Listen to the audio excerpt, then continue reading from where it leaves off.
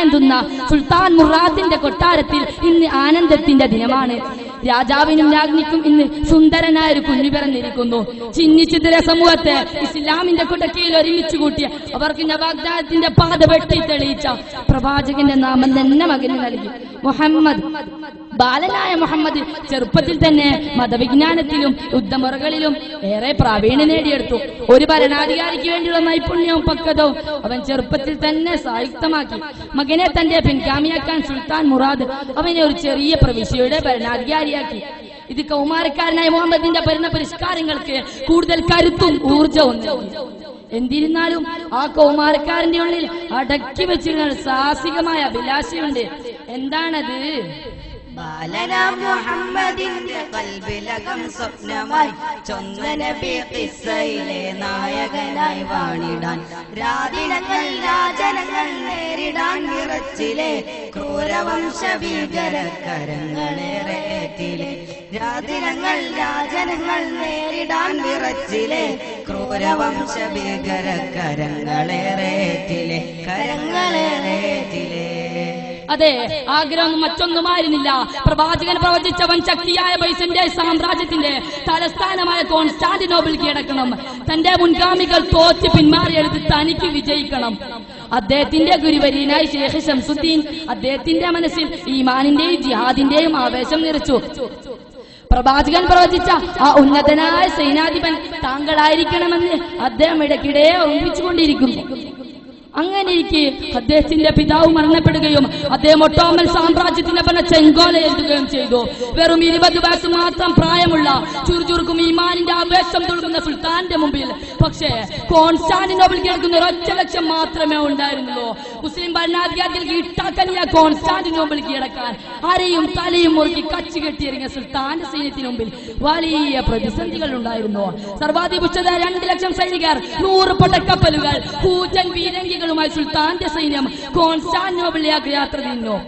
നഗരത്തെ സംരക്ഷിച്ചു നിർത്തിയ കൂറ്റൻ കോട്ട, വെള്ളത്താൽ ചുറ്റപ്പെട്ട കോട്ടക്കകത്തേക്ക് പ്രവേശിക്കാതിരിക്കാൻ ചങ്ങലകൾ കൊണ്ട് ബന്ധിപ്പിരിച്ചിരുന്ന കാരണത്താൽ സുൽത്താൻ സൈന്യത്തിന് അവിടെ എത്താനായില്ല. എന്നാൽ ഈമാനിന്റെ അകേലികൾ തീർത്ത സുൽത്താന്റെ സൈന്യം ഇന്നേ വരെ ചരിത്രം രസിച്ചില്ലാത്ത ആ സാഹസികമായ അഭ്യർത്ഥത്തിന് തയ്യാറായി. എന്താണത്?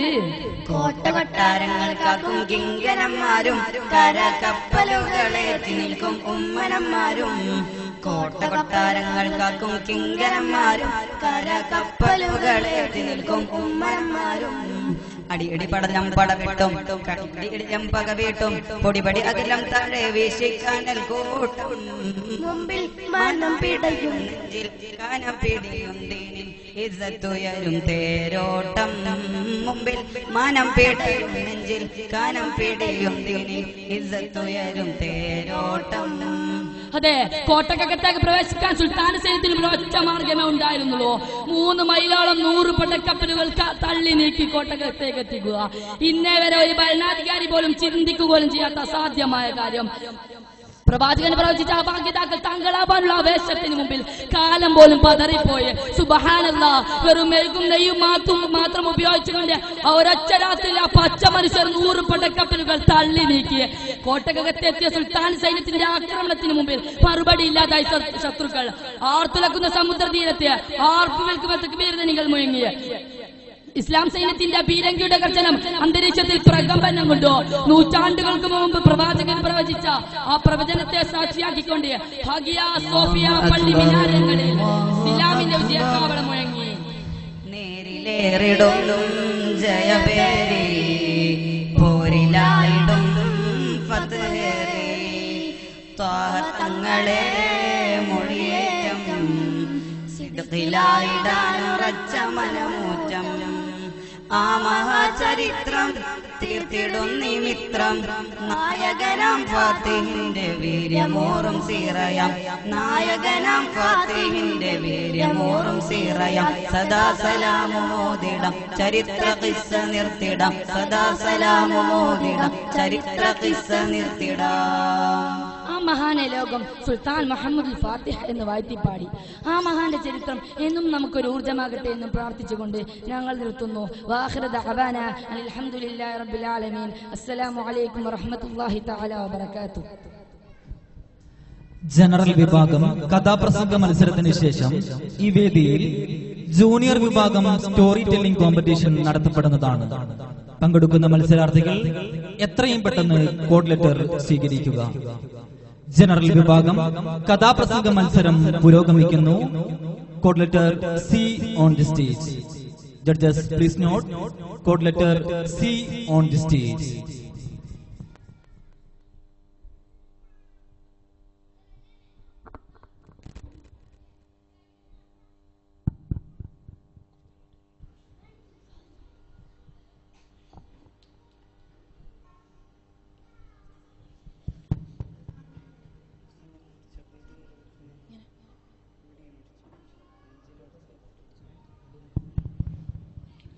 السلام عليكم ورحمة الله تعالى وبركاته. الحمد لله والصلاة والسلام على رسول الله وعلى آله وصحبه أجمعين. أما بعد. ബഹുവന്യരെ, ഞങ്ങൾ നിങ്ങൾക്ക് മുമ്പിൽ ഒരു കൊച്ചു കഥയുടെ ചെപ്പ് തുറക്കാം. ഞങ്ങളുടെ കഥയുടെ പേര് മരുഭൂമിയിലെ സിംഹം.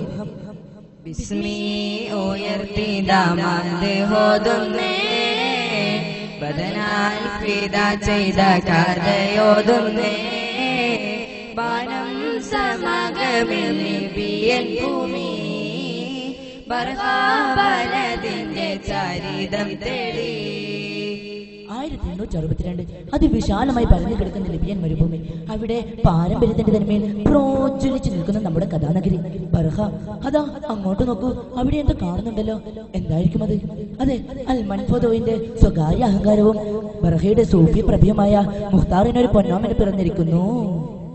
ഏറെ പൊലിമയായി തന്നല്ലോ സുബ്ഹാനേ, ഏറ്റം പിരിശത്താൽ വന്നല്ലോ മുഖ്താറെ, മാരിൽ അഴക് വിടർത്തും ചെഞ്ചുണ്ടില്ലോലമതും, മാതളമൂളും വദനം ചെമ്പാവിൻ ചേലഴകും, ഏറെ പൊലിമയായി തന്നല്ലോ സുബ്ഹാനേ, ഏറ്റം പിരിശത്താൽ വന്നല്ലോ മുഖ്താറെ.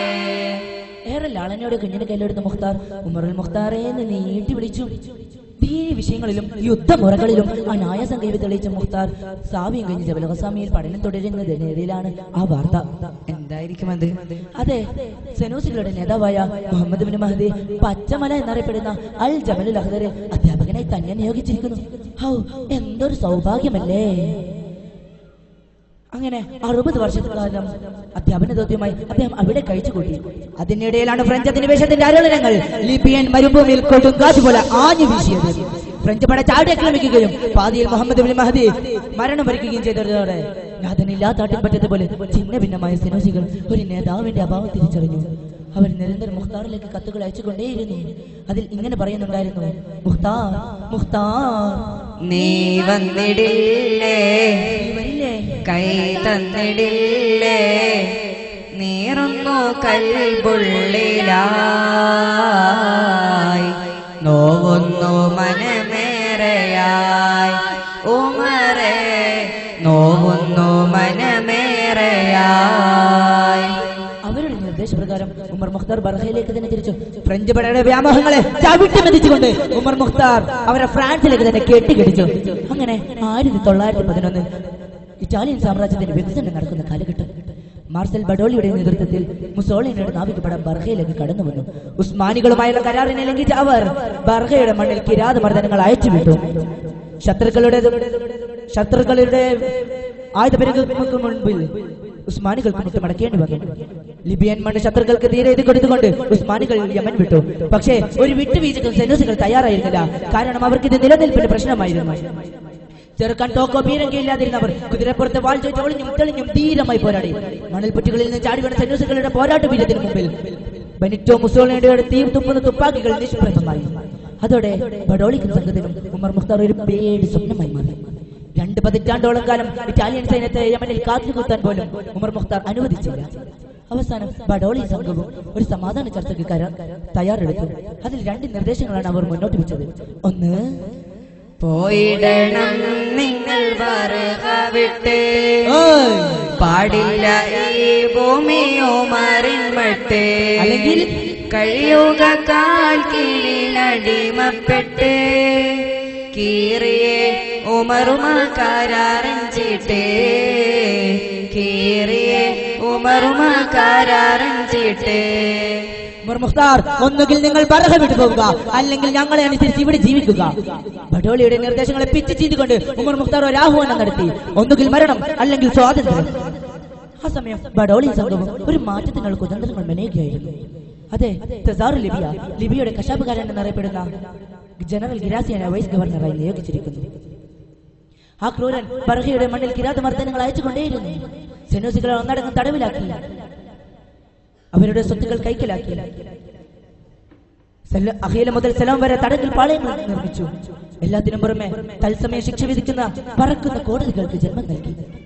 അങ്ങനെ 1930 ഒരു ഉഗ്രൻ പോരാട്ടത്തിന് ശേഷം ഉമർ മുഖ്താർ സംഘവും തന്റെ ഒളിമാടത്തിൽ അഭയം പ്രാപിച്ചു. ആ സമയം ഗ്രാസിയാനയുടെ സംഘം ബർഹ നഗരം ആകെ വളഞ്ഞു കഴിഞ്ഞിരുന്നു. പക്ഷേ ഉമർ മുഖ്താറിനെ അസ്വസ്ഥമാക്കിയത് ഇതൊന്നുമല്ലായിരുന്നു. അയൽപ്രദേശത്ത് അഭയം പ്രാപിച്ച തന്റെ അനുചരന്മാരെ കണ്ടിട്ട് ആഴ്ചകളായി. അവർക്ക് വേണ്ടി ശക്തമായ തിരച്ചിലുകൾ നടക്കുന്നുണ്ട്. ഇനി എങ്ങനെ അവർക്ക് എന്തെങ്കിലും പ്രിയരാം നാട്ടുകാരൻ പ്രാണനം കൂട്ടുകാരൻ അറിയുവതില്ലവതെന്തിതുവാലെ തുണയവനില്ലേ എന്നൊരു ചേലേ പിരിശമിലേറി പരിഹാരം ചീറി അനുജരെ തേടി മുന്നിൽ അരിവാളുകൾ കൈകളിലേന്തി ഇരുഭാഗം ശത്രുവതേറി വാളുകൾ വീശുന്നേ ശലമതു വേഗതയേറുന്നേ. ഉമർ മുഖ്താർ പുറപ്പെടാൻ തന്നെ തീരുമാനിച്ചു. വെറും 40ഓളം വരുന്ന പടയാളികൾക്ക് മുമ്പിൽ മരുഭൂമിയിലെ മണൽത്തരികളിൽ പാത്തും പതുങ്ങിയും യാത്ര ചെയ്യുന്നതിനിടയിലാണ് വെടിയച്ചുകൾ പ്രതിധ്വനിച്ചത്. മരുഭൂമി കിടകിട വിറച്ചു. തീത്തുപ്പുന്ന തുപ്പാക്കികളുടെ കാഞ്ചി വലിച്ചുകൊണ്ട് ഇറ്റാലിയൻ സൈന്യം മുന്നോട്ട് ഗമിച്ചു. പക്ഷേ നിരായുധരായ 40 സംഘത്തിന് അവരുടെ മുമ്പിൽ പിടിച്ചു നിൽക്കാനായില്ല. അവർ ഒന്നിനു പിറകെ ഒന്നായി ചേതനയേറ്റു വീണു. പക്ഷേ തോൽക്കാൻ ഉമർ മുഖ്താറിന് മനസ്സുണ്ടായിരുന്നില്ല. അദ്ദേഹം പ്രായം മറന്ന് പടവരുത്തി. പക്ഷേ കുതിരയുടെ കാലിനേറ്റ ആഘാതത്തിൽ അദ്ദേഹം തെറിച്ചു വീണു. സട്ടകുടഞ്ഞേക്കും ശത്രുസൈന്യം അദ്ദേഹത്തെ വളഞ്ഞു കഴിഞ്ഞിരുന്നു. ഇരുമ്പ് ചങ്ങലിൽ ബന്ധിച്ച് ഒരു മൃഗത്തെ വലിച്ചേക്കുന്നത് പോലെ ജനറൽ ഗ്രാസിയാനയുടെ മുമ്പിലേക്കായ അദ്ദേഹത്തെ അവർ വലിച്ചേച്ചുകൊണ്ടിരുന്നു. ഇല്ല, എന്റെ ചിരകളിലോടുന്ന അവസാനത്തുള്ള രക്തവും ഈ പരിശുദ്ധമായ മണ്ണിൽ ഉറ്റി വീഴുന്നത് വരെ നിങ്ങളോടൊരു സന്ധിയില്ല. ആ ധീര പോരാളി പറഞ്ഞുകൊണ്ടേയിരുന്നു. അങ്ങനെ ആ ദിവസം വന്നെത്തി. 1931 സെപ്റ്റംബർ 14 കൈകളിലെ ഖുർആൻ നെഞ്ചോട് ചേർത്ത് പിടിച്ചു 20,000ഓളം വരുന്ന സനൂസുകൾക്ക് മുമ്പിൽ തന്നെ കാത്തിരിക്കുന്ന കണ്ണുകൾക്ക് മധ്യേ ചൊല്ലിക്കാരുടെ കൈമരത്തിലേക്ക് അക്ഷോഭനായി നിറപുഞ്ചിരിയോടെ ആ ധീര പോരാളി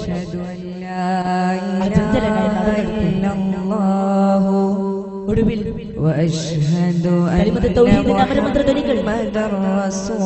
ഉച്ചരിച്ചുകൊണ്ട് കാലം തീർത്ത കൈമരത്തിലേക്ക്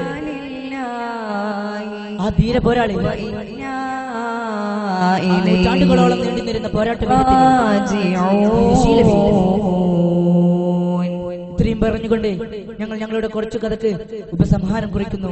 ദുആവസിയത്തോടുകൂടെ അൽഹംദുലില്ലാഹി റബ്ബിൽ ആലമീൻ. അസ്സലാമു അലൈക്കും വറഹ്മത്തുള്ളാഹി തആല വബറകാതുഹു.